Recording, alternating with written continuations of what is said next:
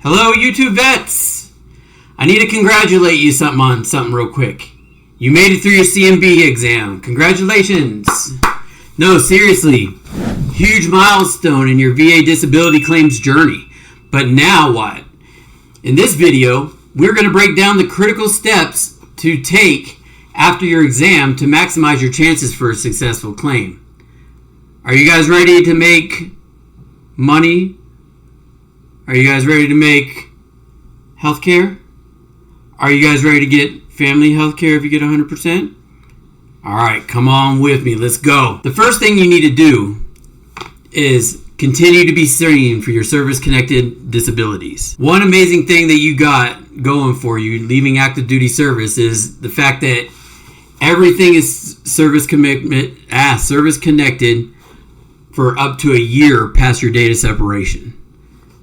Once again, everything is service connected up to a year after date of separation. So continuously be seen for your service connected disabilities.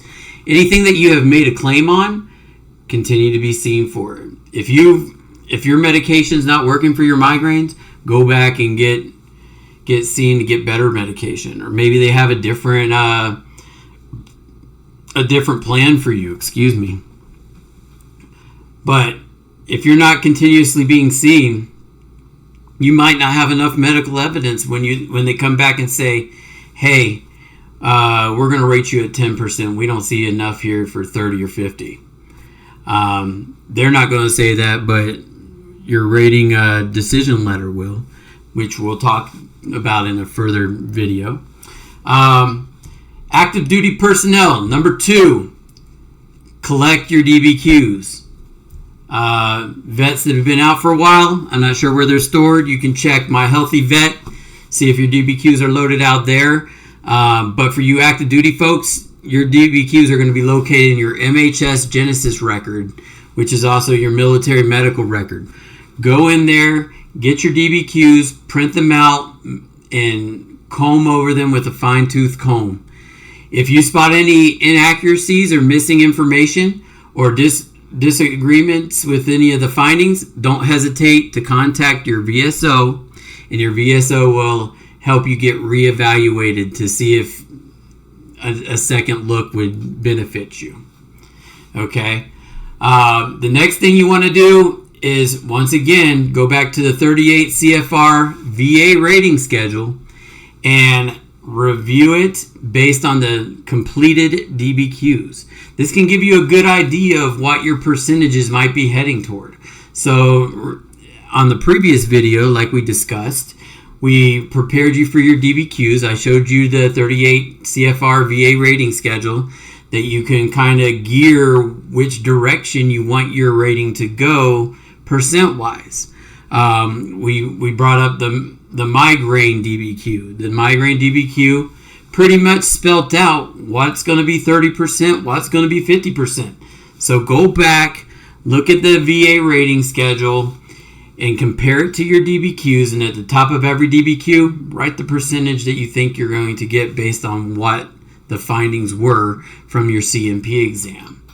Once you have all those ratings together, we'll talk about that in a future video. But we'll go over how you're going to calculate all those percentages to get you what your final percentage is going to be. Bonus tip: gather supporting evidence. While the CMP exam is important, it is not the only factor. Gather any additional evidence that supports your claim, such as private medical records, statements from fellow veterans and family members, also known as buddy statements, and photos and videos if relevant, for more comprehensive evidence to strengthen your case. We'll talk about military records real quick. In this video, right here, you will see how to go about looking at your service records. There was a recent video that's within that video that we were referencing of a guy that didn't look at his 214, didn't see that his records were missing things. It was missing very important things like, hey, I went to Afghanistan and Iraq and almost got blown up and I got PTSD and I'm losing my mind. But he's not getting the care he needs because he didn't review his 214 to see that there's nothing on there that says that he was in Afghanistan or Iraq. Why do I share this? Because we're talking about videos and photographic evidence. He took a lot of pictures while he was in Iraq, in Afghanistan. He took pictures of him in Saddam Hussein's palace where they were staying after they took it over. So collect all of that evidence, guys. Collect buddy letters from your family members and your coworkers. Why? Because your coworkers might be really annoyed right now because you're never at work, because you got migraines that keep you in bed and it affects your whole life. And you had to call in to work again, and someone had to pick up those hours again. So buddy letters help explain how it's inconveniencing your life and affecting you financially and affecting your health and how your life is. Another example would be my wife. She's like, you snore, you stop breathing. You need to go get seen. So I go and I get seen, and next thing I know, I have sleep apnea and I'm on a CPAP machine and I have to use it every single night. It's pretty annoying. I wish there was another way to do it, but that's the only way there is right now. So buddy statements are important. Your personal service records being updated is important. Go get seen and go take care of your medical records before you get out, because correcting a 214 is a pain. And we'll go through that as well in another video. So, teaser for the next video. The VA doesn't just add up your ratings. They have their own unique way of calculating your combined disability rating.